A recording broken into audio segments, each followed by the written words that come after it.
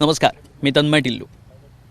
कौल 24चा येऊन पोहोचला आहे बुलढाणा मतदारसंघामध्ये. बुलढाणा लोकसभा मतदारसंघ राजकीय, आध्यात्मिक आणि भौगोलिक वारसा लाभलेला हा मतदारसंघ आहे. इथे जसे घाट आहेत तसा मेळघाटाला लागून असलेला हा मतदारसंघ आहे. इथे वनसंपदाही तितकीच मुबलक आहे. शेतकऱ्यांचा हा मतदारसंघ आहे. इथे शेतकऱ्यांची संख्या सर्वाधिक आहे. पण आत्महत्या हा देखील त्यातला महत्त्वाचा मुद्दा आहे. पाण्याचा प्रश्नही आहे, बेरोजगारी आहे, असे विविध मुद्दे देखील आहेत. त्यामुळे ही निवडणूक नेमकी कोणत्या मुद्द्यांवर लढली जाते, इथलं राजकारण नेमकं कसं आहे, काय समीकरणं घडलेली आहेत, शिवसेना दुभंगल्यानंतर, राष्ट्रवादी दुभंगल्यानंतर नेमकी राजकीय परिस्थिती बुलढाण्यात लोकसभा मतदारसंघातली काय, तेच आज जाणून घ्यायला थेट मैदानात उतरलो आहे. जाणून घेणार आहोत नेमकी सध्याची परिस्थिती काय आहे ते. चला तर मग जाणून घेऊयात. सध्या शिवसेना विरुद्ध शिवसेना अशी लढाई होती आहे. सध्या काय चित्र आहे, कशी तयारी सुरू आहे? तयारी 5 वर्षापासून विकासाचा जो पाढा बुलढाणा लोकसभेमध्ये चालला आहे तो अत्यंत जोराने निघालेला आहे. त्यामुळे विरोधकांकडे मुद्दे नाही, विरोधक लढावं की नाही लढावं या संभ्रमात आहे. त्यामुळे इथं विजय हा शिवसेनेचाच होईल हे निश्चित आहे. आमची तर जोरात तयारी सुरू आहे. कारण जो काही आता याच्यामध्ये जे काही विकास झालेला म्हणतात ते, तर तो विकास मुळात झालेलाच नाही आहे. कारण चौकामध्ये मूर्त्या बांधून किंवा रोडाचा हे चौकात हे ठेवून त्याला विकास म्हणता येणार नाही. अजूनही शेतकऱ्यांचाही विकास झालेला नाही. शेतकऱ्यांना कोणत्याच मालाला भाव दिला गेलेला नाही आहे. बेरोजगारीचा प्रश्न जशाच्या तसाच आहे.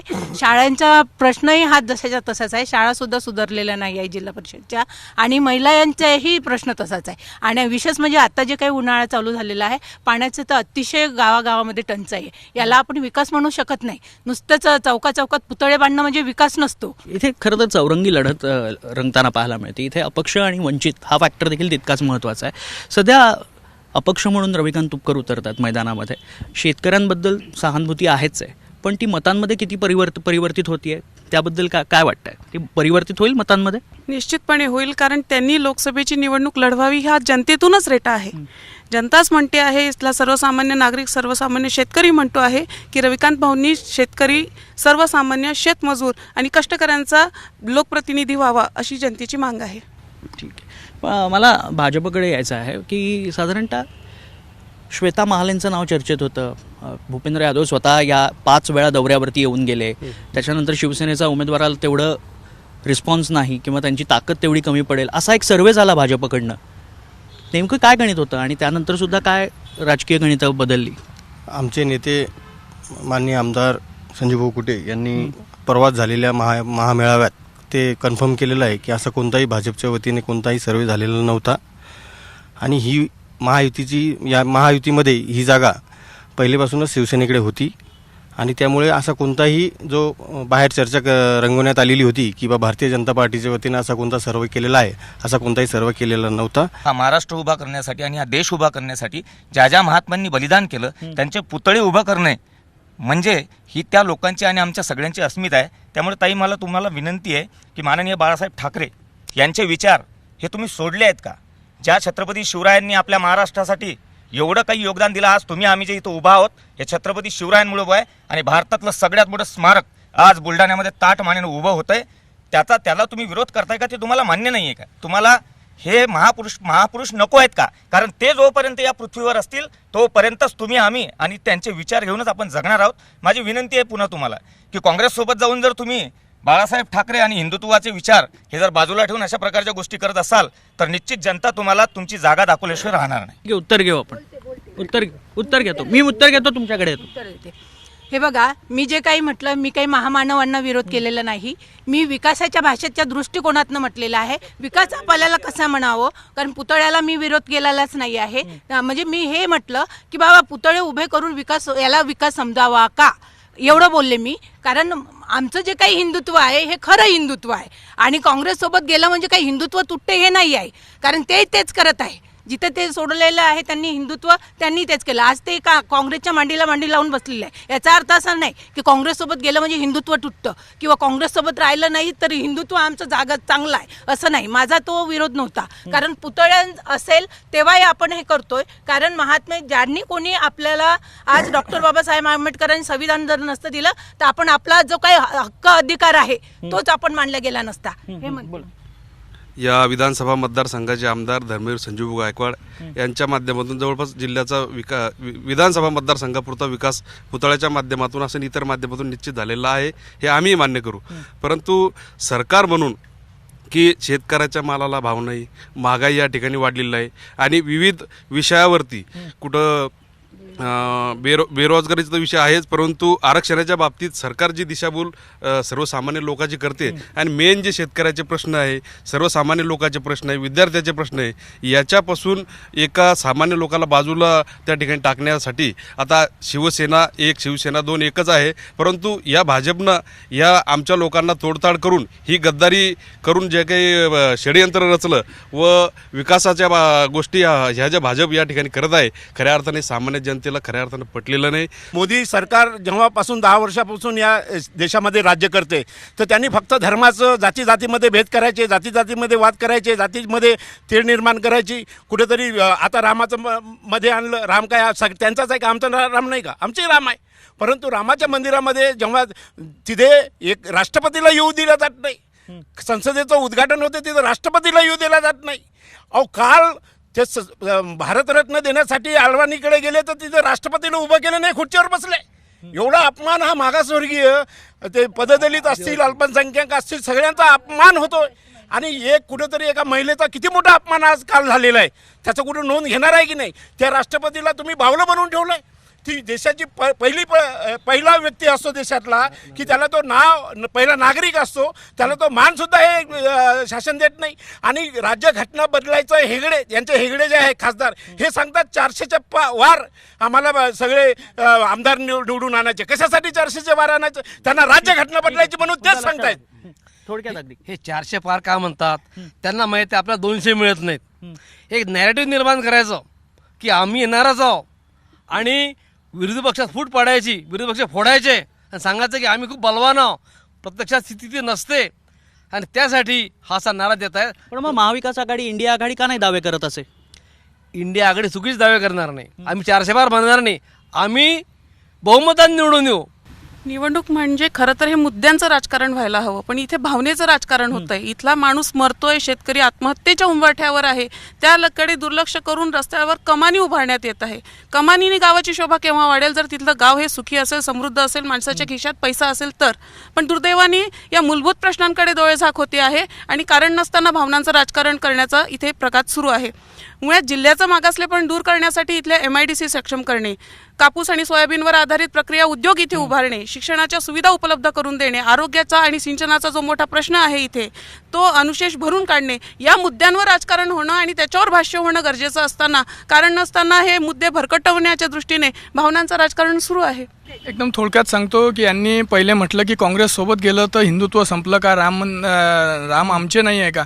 रामाला विरोध करण्यासाठी याचिका तुमची मंदिरची तारीख विचारणारे तुम्ही आज बनलं तर म्हणता आमचे नाही आहे का? दुसरा यांनी विचारलं इथं मेडिकल कॉलेज नाही, काही नाही. कदाचित हे इलेक्शन गर्दीमध्ये भुलले की आत्ताच भाऊंनी मेडिकल कॉलेज मंजूर करून आणून दिलेलं आहे आणि ते सुरू पण झालेलं आहे. आमचे साहेब जेव्हा मुख्यमंत्री होते, उद्धव बाळासाहेब ठाकरे, उद्धव साहेब जेव्हा मुख्यमंत्री होते तेव्हा कोरोनाचा महामारीचा काळ होता, हे सगळ्यांना माहीत आहे.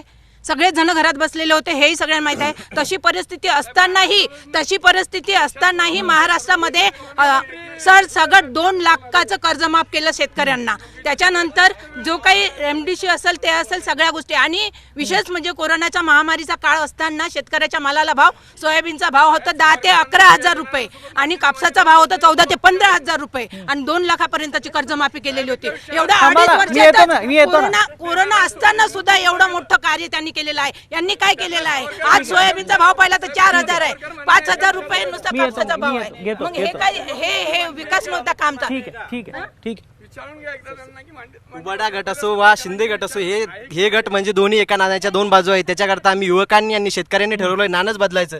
त्या नाण्याच्या रूपात युवकांचे प्रश्न सोडवण्यासाठी आणि शेतकऱ्याचे प्रश्न सोडवण्यासाठी शेतकऱ्यांनी ठेवलंय पक्षाचे झेंडे बाजूला ठेवू आणि शेतकरी शेतकरी एकत्र येऊन रविकांत तुपकरांना साथ देऊ. त्यामुळं फाईट ही जरी शिंदे गटाला वाटत असेल प्रतापराव जाधव तर्फे मध्ये होणार आहे, रविकांत तुपकर आणि प्रतापराव जाधव मध्ये, तरी रविकांत तुपकर हे एकतर्फी निवडून येतील हे मी आज सांगतो.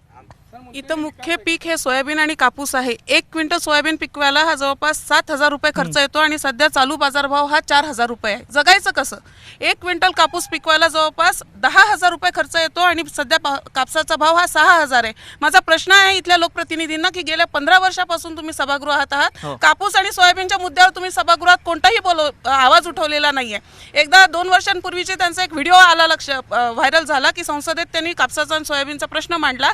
त्या प्रश्नामध्ये ते काय म्हणतात की सोयाबीन तेलाची आम्ही आयात करणार आहोत आणि आयात झाल्यानंतर सोयाबीनचा भाव वाढेल. आयात झाल्यानंतर सोयाबीनचा भाव हा गडगडला होता हे ते लक्षातच घेत नाही आणि सोयाबीन आणि कापूस प्रश्नावर ते काहीही बोलत नाही. त्याच्यामुळे अशा आणि ज्या रेल्वे मार्गाचं गाजर दरवर्षी दाखवण्यात येतं की निवडणूक आली की प्रत्येक वर्षी नारळ फुटतं, निधी जाहीर होतो, पण प्रत्यक्षात कोणतंही काम झालेलं नाहीये. इथले लोकप्रतिनिधी हे अक्षरशः म्हणजे फक्त दलाली करतात, त्याच्या व्यतिरिक्त त्यांनी काही केलेलं नाहीये. ठीक आहे. लोकप्रतिनिधी दलाली करतात असा आरोप आहे. हा शब्द ताई प्लीज तुम्ही हा शब्द वापस घ्या, कारण तुम्हाला मी सांगतो, एक मिनिट थांबा. दलालीचा अर्थ काय आहे तुम्हाला आम्हाला सगळ्या लोकांना माहित आहे. तुम्ही हा शब्द प्लीज वापस घ्या, नाही तर आम्ही तुम्हाला सांगू इच्छितो या ठिकाणी जाहीर सांगतोय की दादा आमचे बंधू म्हणजे रवी दादा हे लाल दिव्याच्या गाडीमध्ये बसले होते का नव्हते बसले, मी तुम्हाला प्रश्न करतो. बसले होते ना, मग त्यांनी काय केलं, त्यांनी किती विकास केला, मग त्यांनी दलाली करूनच लाल दिवा घेतला होता का? आणि हे जे फक्त पैसे खाण्याचंच काम केलं. सर आता जो आरोप झाला, माझं उद्योग महामंडळाचं अध्यक्षपद त्यांच्याकडे होतं. ते अध्यक्षपद त्यांच्याकडे असताना त्यांनी खामगावमध्ये टेक्सटाईल, 1 मिनिट मला बोलू द्या दादा, खामगावमध्ये टेक्सटाईल पार्कचे सगळे प्रस्ताव त्यांनी मंजूर केले. माझी विनंती आहे सत्ताधारी पक्षाला की ते टेक्सटाईल पार्क का रखडला याचं उत्तर त्यांनी द्यावं. सर हे आतापर्यंत काय करतात की हे जनतेला कसं बोलवायचं त्याच्यावर विकासावर बोलत नाही. विकास काय आहे, शिक्षण आहे, आरोग्य आहे, त्याच्यानंतर बेरोजगार, अशा बरेच काही मुद्दे आहे आणि ते रोड पार्क बर मुद्दा लक्षात आला. बोला सर खऱ्या अर्थाने हे काय झालेलं आहे, सध्या यांची तारंबळ उडालेली आहे. कारण की सध्याचं इलेक्शन यांना लोक प्रश्न जाब विचारायला सुरुवात झालेली आहे. आमचा जिल्हा हा सजग होतोय. लोक जेव्हा प्रश्न विचारतात ना लोकप्रतिनिधींना, तेव्हा नेहमी बदल घडून येत असतो. आणि मला सगळ्यांना सांगायचं आहे सत्ताधाऱ्यांना की तुम्ही जर एवढं म्हणता तर तुम्हाला सिव्हिलमध्ये जे हलाखीचे पेशंटचे जे हाल चालू आहे हे दिसत नाहीत का? तुम्ही सत्तेत आहात ना. आणि तुम्हाला माहिती आहे का, सगळ्यात मोठा भ्रष्टाचाराचा अड्डा सिव्हिल झालेला आहे. खासदाराचं काम असतं, सगळ्यात मोठा अड्डा आहे भ्रष्टाचाराचा सिव्हिल म्हणजे. शिवसेना विरुद्ध शिवसेना चौथी टर्म आहे, आता चौथ्यांदा उमेदवार म्हणून ते डिक्लेअर झालेत. कसं बघताय याकडे? अस्तित्वासाठी अस्मितेचं राजकारण करण्यापेक्षा वास्तवासाठी विकासाचं जर राजकारण झालं असतं बुलढाणा जिल्ह्यात, कारण हा जो म्हणजे बुलढाणा जिल्हा आहे याला ऐतिहासिक पार्श्वभूमी आहे, आध्यात्मिक पार्श्वभूमी आहे आणि सांस्कृतिक पार्श्वभूमी आहे. म्हणजे शेगाव आहे, सिंदखेडराजा आहे, ते लोणार आहे. परंतु पर्यटनाच्या दृष्टीनं अजून पाहिजे तसा बुलढाणा जिल्ह्याचा विकास कोणी केलेला नाही. त्यासाठी सर्व नेत्यांचे संयुक्तिक प्रयत्न पाहिजे. आरोप प्रत्यारोप आणि म्हणजे प्रतिशहापेक्षा पश्चिम महाराष्ट्रासारखं एकत्रित राजकारण बुलढाणा जिल्ह्याचं जर झालं असतं तर ते म्हणजे निश्चितच ते चांगलं राहिलं असतं. आता आपण विद्यमान म्हणजे परिस्थितीवर आता हे जे म्हणतात की तुम्ही जे म्हटलं की म्हणजे प्रतापराव जाधव हे चौथ्यांदा आहे, अर्थातच ते चौथ्यांदा असल्यामुळे जो म्हणजे अँटी इन्कमचा जो फॅक्टर असतो म्हणजे तो आहे. महिलांसाठी त्यांनी एक योजना काढलेली आहे विश्वकर्मा नावाची. ते अगदी फेल योजना आहे, फक्त मतदार मिळवण्यासाठी ती योजना काढलेली आहे. कारण महिलांना 3,000 रुपये. एक शेवटचा मुद्दा सर, यांचं असं म्हणणं होतं की उबाटा जी शिवसेना आहे उद्धव ठाकरेंची, ती काँग्रेस सोबत जाऊन त्यांनी हिंदुत्व घालवलेलं आहे. तर मी म्हणते आज म्हणजे यांचं म्हणणं असं आहे की मी सुद्धा याच्यात आहे तर मी हिंदू नाही का? मला असं वाटतं महायुती आणि महाविकास आघाडीत दोन्हीकडे संभ्रम अजूनही कायम आहे. यांनी आता एक विषय काढला की पर्यटनाच्या बाबतीत तर लोणार सरोवरासाठी जवळपास कृती आराखड्यामध्ये 370 कोटी रुपये मंजूर होऊन कामं प्रगतीपथावर आहेत. सिंदखेड राजासाठी 400 कोटी रुपये मंजूर झाले. ग्रामीण भागातल्या उद्योगाला चालना मिळावी म्हणून माननीय खासदार साहेबांनी तालुक्याच्या आणि जिल्ह्याच्या मोक्याच्या ठिकाणी त्या ठिकाणी ग्रामीण भागातल्या महिलांना जागा उपलब्ध करून दिली. ही शेवटी उद्योगाला चालनाच आहे. हे बघ, खार पाणी पट्ट्याचा प्रश्न आहे.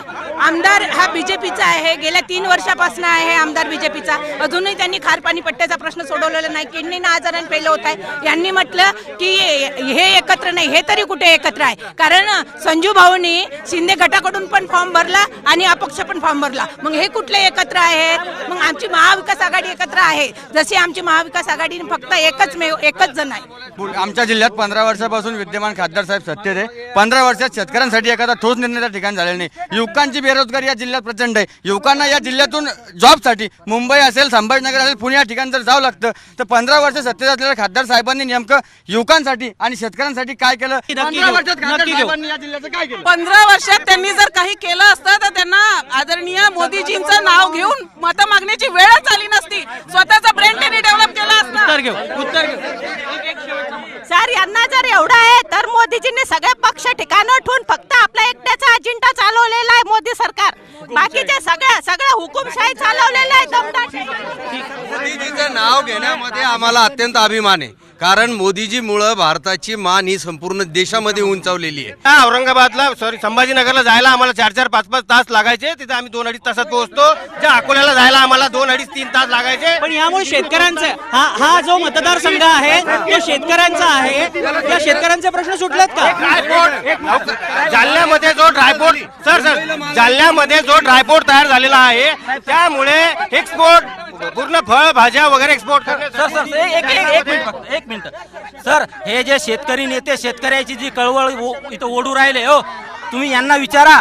एक चिखली तालुक्यातला शेतकरी गाडे नावाचा आपला व्यापारी ज्यावेळेस सर्वसामान्य शेतकऱ्यांना बुडून गेला त्याच वेळेस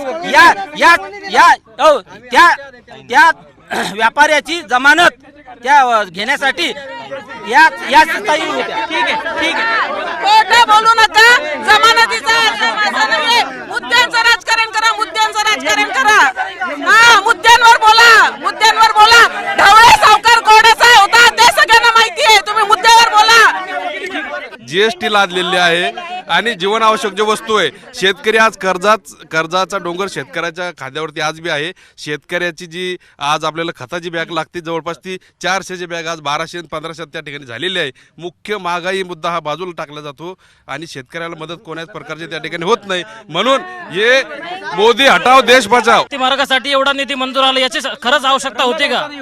जर रस्त्याचे नॅशनल हायवेचे बोलताय ते, जर भक्ती मार्गाची इथे कुठल्याही प्रकारची आवश्यकता नव्हती. एवढे करोड रुपये खर्च करायचे त्यांना काही. बुलढाणा जिल्ह्यामध्ये जर का यांनी पाण्याचा प्रश्न सॉल्व्ह केलाय तर आजही पाणी हे 8-8, 10-10 दिवसाला येतं.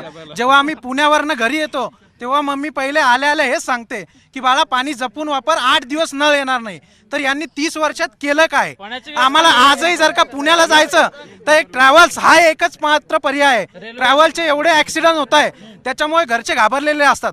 30 वर्षात यांच्याकडनं रेल्वे आली नाही. प्रत्येक वेळेस निवडणुका आल्या की रेल्वेला निधी मंजूर झाला, निधीचा आखणी झाली, परंतु आजपर्यंत 30 वर्षात भक्ती